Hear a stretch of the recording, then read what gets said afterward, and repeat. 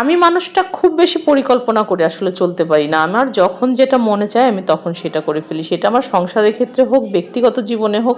এত চিন্তা ভাবনা করে আসলে চলার মতন আসলে এত ধৈর্য আমার নেই। তাতে যদি তোমরা মনে করো যে আমি আসলে অস্থির মাইন্ডের মানুষ, তবে তাই। গতকালকে রাত্রে হঠাৎ করে মনে হলো যে যেহেতু মাংস অনেকটাই রয়ে গেছে, পিঠা হলে মন্দ হতো না। তাই তো হঠাৎ করে পরিকল্পনা, হঠাৎ করে পিঠা তৈরি। প্রহরের বাবার মতন ঠান্ডা মেজাজের মানুষ আমি খুব কম দেখেছি। সে খুবই পোলাইট, খুবই ঠান্ডা মেজাজের একজন মানুষ। আর যদি আমার চরিত্র সম্পর্কে জানতে চাও, সেটা হচ্ছে আমি খুব ভালো মনের একজন মানুষ, আমি খুব স্বাধীনচেতা একজন মানুষ, আমি খুব রাগী একজন মানুষ। তবে হ্যাঁ, আমার রাগ খুব সহজেই, যেভাবে আমি রাগ করে ফেলি এবং খুব সহজেই কিন্তু আমার রাগটাও আবার বিলীন হয়ে যায়। সৃষ্টিকর্তা অনেক বুঝে শুনে আসলে আমাদের জুটি বেঁধে দেয়, কারণ সৃষ্টিকর্তা জানেন যে কার সাথে কার জুটিটা বহু বছর টিকে যাবে। আর এদিকে প্রহরের বাবা আমার পছন্দের আম আরো অনেক নিয়ে এসেছে। যেহেতু প্রহর প্রিয়তির পরীক্ষাও চলে এসেছে, আর ভাবলাম যে সকালে অন্য সব কাজ বন্ধ, প্রহরের বাবাও অফিসে চলে গেছে, আজকে ওদের আমি সকালবেলা অনেকটা সময় ধরে পড়াবো। আর পড়াতে বসে প্রিয়তি বলছিল, মা আমাকে খেতে দাও, কারণ তার বিশেষ আকর্ষণ আজকে সে পান্তা ভাত খাবে। যেহেতু কালকে আমি পিঠা বানিয়েছিলাম, অনেকগুলো ভাত রয়ে গিয়েছিল, আর তাদেরকে আমি বলেই রেখেছিলাম আগামীকাল সকালে তোমাদেরকে পান্তা ভাত দিব, এবং তারা সেটা শুনে ভীষণ খুশি ছিল। এদিকে প্রহর তার পড়াশোনা বাদ দিয়ে ভাত খেতে যাচ্ছিল না। সে বলছিল যে মা আমি পড়া কমপ্লিট করব, তারপরে খাবারটা খাবো। ইদানিং প্রহর প্রিয়তিকে যদি আমি পড়া দিয়ে উঠে যাই, ওরাও সাথে সাথে উঠে যায়। এই জন্য আজকে আমি স্টিল বসেছিলাম। আর এদিক দিয়ে প্রহরের বাবা গতকাল রাত্রে কিন্তু আমার হলুদগুলো খুব সুন্দর করে ভাঙিয়ে এনে দিয়েছে। কিছুদিন আগে আমি হলুদ মরিচের গুঁড়ো দুটোই করেছিলাম। খুব বেশি শুকনা মরিচ আসলে আমি খাই না, কাঁচা মরিচটাই বেশি খাই। এই জন্য আমার শুকনা মরিচের গুঁড়ো অনেকগুলো রয়ে গেছে। এই কারণে আমি এবার শুধুমাত্র হলুদটাই ভাঙিয়েছি। একটু কষ্ট হলেও যদি নিজেরা একটু ভাঙিয়ে খাওয়া যায়, তাহলে কিন্তু খেতেও ভালো লাগে এবং শরীরের জন্য এটা খুব ভালো। কোনো কাজকে যদি আমরা শুরু থেকেই কষ্ট মনে করি, তাহলে তো কোনো কিছু ফ্রেশ খেতে পারবো না, লাইফে কিচ্ছু করতে পারবো না।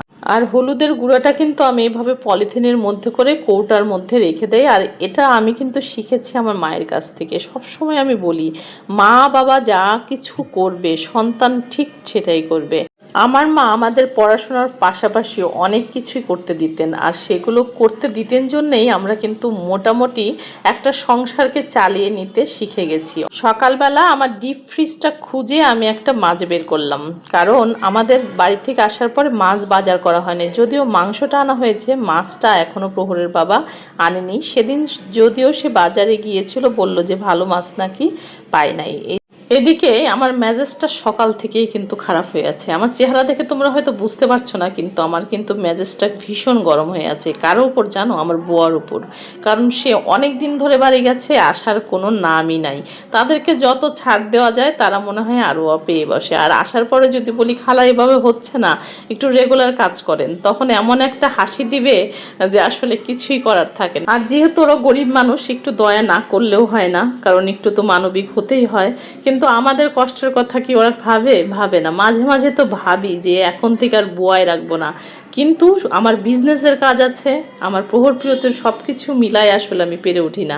আর এদিক দিয়ে আমার প্রিয়তি কিন্তু খুব মহা আনন্দে আম খাচ্ছে। আম খাওয়ার পেছনে একটা কাহিনী আছে, তাই সে একটা কন্ডিশনে আম খাচ্ছে। এই কন্ডিশনটা একটু পরে তোমরা বুঝতে পারবা। যদিও মাছটা মিডিয়াম সাইজের, তারপরও আজকে সিদ্ধান্ত নিয়েছি সরিষা ইলিশ খাবো, কারণ মাছটা যখন কেটেছি অনেক কিন্তু তেল ভাসছিল। আমার মনে হলো মাছটা খেতে খুব ভালো হবে, তাই কষ্ট হলেও কিন্তু সরিষা ইলিশ করার জন্য প্রস্তুতি নিয়ে ফেলছি। আর যে কোনো মাছ আমি একটু ভাজবই, এটা ছাড়া আমি খেতেই পারি না। মায়ের দেয়া খাঁটি সরিষার তেল নিয়েছি, আর হালকা করে মাছগুলোকে সুন্দর করে ভেজে নিব।